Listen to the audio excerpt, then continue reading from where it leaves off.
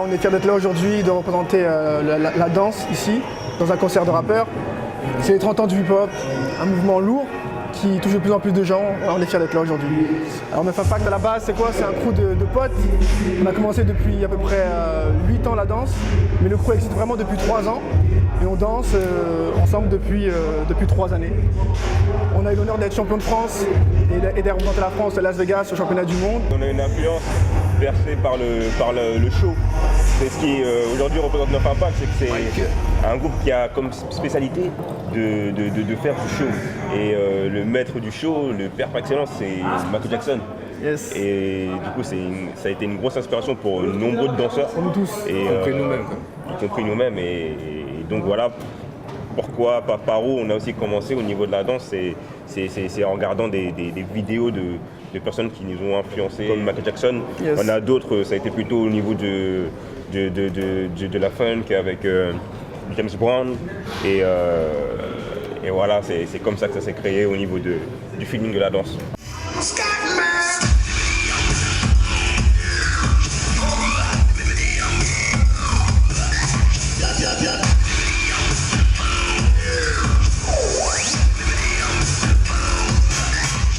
Et en termes de style, voilà, nous en fait on touche à ce qu'on appelle le hip-hop, le new style, voilà.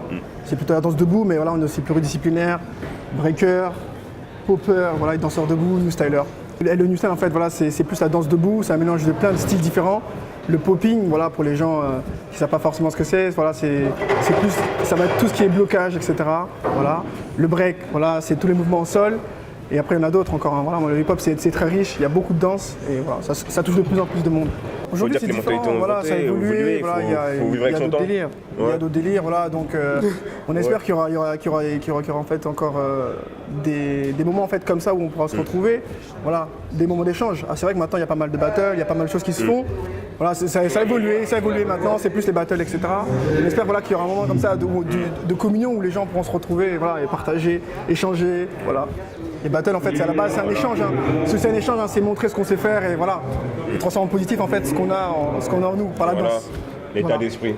C'est vrai que le rap, que la danse par rapport au rap par exemple, les danseurs ne sont pas forcément mis en valeur autant que les rappeurs. C'est ça qui est un peu dommage. Aujourd'hui, on dit la culture hip-hop, les 30 ans du hip-hop, on est fiers d'être là, encore une fois. Mais ce qui est dommage, c'est qu'il y a une dissociation entre la danse et le rap. Alors que logiquement, ça devrait être une seule famille. Le hip-hop, c'est une culture. Et puis voilà, donc on espère qu'à l'avenir, on verra de plus en plus de danseurs dans l'équipe de rap, sur scène avec les rappeurs aussi. Une association, en fait, un mélange entre toutes les disciplines.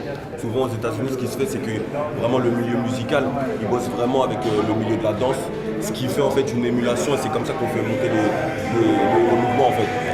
Donc en fait, voilà, c'est qu'il ne faut pas hésiter à solliciter les danseurs hip-hop parce qu'il y a vraiment beaucoup de talent. Il y a beaucoup de talent en freestyle.